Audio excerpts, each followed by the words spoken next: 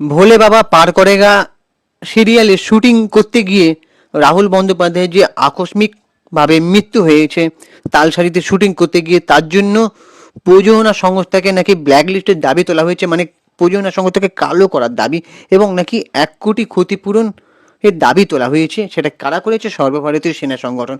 ঠিক কী ঘটেছে সেটা নিয়ে আজকের আলোচনা। আউটডোরে শুটিং করাকালীনই নাকি সলিল সমাধি ঘটেছে তালসারিতে। এমন ভয়াবহ দুর্ঘটনার শিকার হতে হয়েছে রাহুল বন্দ্যোপাধ্যায়কে। যদিও অভিনেতার মৃত্যুতে এখনো পর্যন্ত একাধিক প্রশ্নের উত্তর অধরা, এক একজন এক এক রকম কথা বলছেন। ইউনিটের সদস্যদের বয়ানের সঙ্গে পুলিশের হাতে আসা ফুটেজে অসঙ্গতি পাওয়ায় রহস্য আরও দানা বেঁধে উঠেছে। এ বললেও অত্যুক্তি হয় না।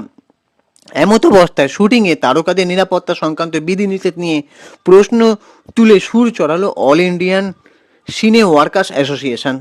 এটা আজকেই নিউজ মিডিয়ায় দেখছি, সেই জন্য আমি খবরটা করতে চলে এলাম। অভিযোগ কি না, গাফিলতির কারণে শুটিং করতে গিয়ে বেঘরে প্রাণ হারালেন রাহুল বন্দ্যোপাধ্যায়। সেই প্রেক্ষিতেই প্রযোজনা সংস্থাকে কালো তালিকাভুক্ত করার সোচ্চার হয়েছে সংশ্লিষ্ট সংগঠন অল ইন্ডিয়ান সিনে ওয়ার্কার্স অ্যাসোসিয়েশন।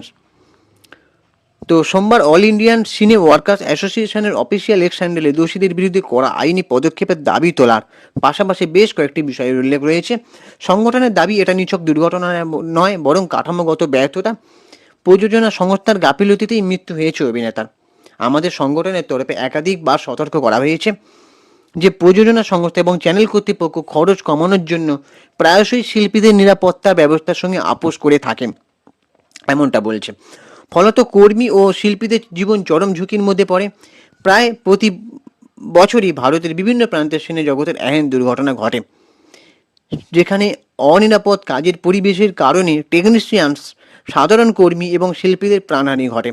তবে দুর্ভাগ্যবশত এই ধরনের ঘটনাগুলো প্রায়শই ধামাচাপা দিয়ে দেওয়া হয় এবং দোষীদের শাস্তির উদাহরণ অত্যন্ত বিরল। সেই প্রেক্ষিতেই রাহুল বন্দ্যোপাধ্যায়ের মৃত্যুতে দোষীদের কড়া শাস্তির দাবি জানাচ্ছে অল ইন্ডিয়ান সিনে ওয়ার্কার্স অ্যাসোসিয়েশন, এমনটা বললেন। শুধু তাই নয়, মুখ্যমন্ত্রী মমতা বন্দ্যোপাধ্যায় এবং উড়িষ্যার মুখ্যমন্ত্রী মোহন চরণ মাঝির কাছে ঘটনার পূর্ণাঙ্গ তদন্তের দাবি তুলেছে সর্বভারতীয় সিনে ওয়ার্কার্স সংগঠন। রাহুল বন্দ্যোপাধ্যায়ের আকস্মিক মৃত্যুটা অনেকেই মেনে নিতে পারছেন না।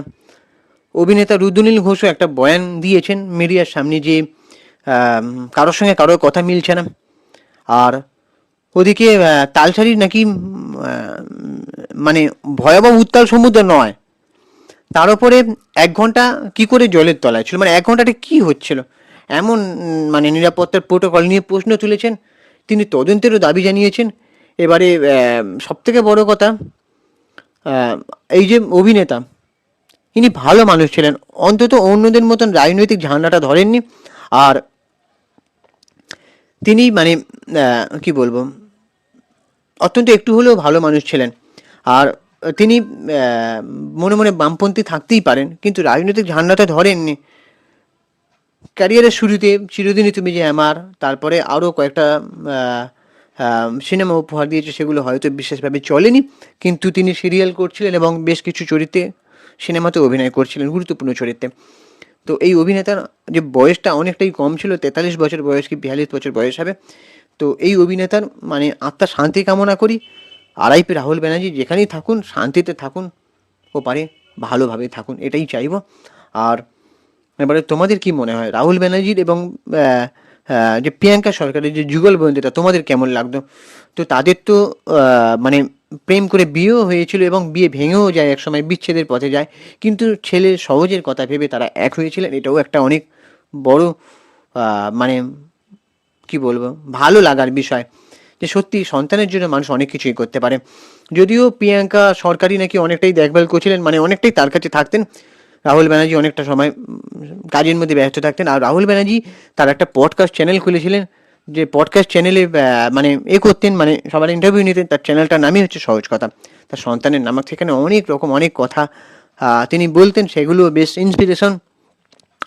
তো তোমাদের কি মনে হয় যে রাহুল ব্যানার্জির মৃত্যুটা, আকস্মিক মৃত্যুটা কি সত্যি মেনে নেওয়া যায়? তিনি তো আরও হয়তো মানে যদি সেখানে ব্যবস্থা নেওয়া হতো, মানে একটু যদি সাবধানে থাকতেন তিনি, বা প্রযোজনা সংস্থার তরফে যদি সঠিকভাবে খেয়াল রাখা হতো, বা তিনি যদি জলের ওইদিকে যদি না যেতেন কোনোভাবে, তো আমার মনে হয় ভালো হতো। হয়তো এমন দুর্ঘটনা না ঘটতে পারতো, আর ওনাকে হয়তো এইভাবে হারাতে হতো না। তো এবার তোমাদের কি ওপিনিয়ন তোমরা অবশ্যই কমেন্ট করে জানাতে পারো। আমাদের ইউটিউব চ্যানেলটাকে সাবস্ক্রাইব করে দাও, ভিডিওটাতে একটা লাইক দাও। আমি ইনস্টাগ্রামে রয়েছি চিঙ্কি বাবু 253 ওখানে গিয়ে ফলো করে দাও। টাটা, দেখা হচ্ছে পরের ভিডিওতে।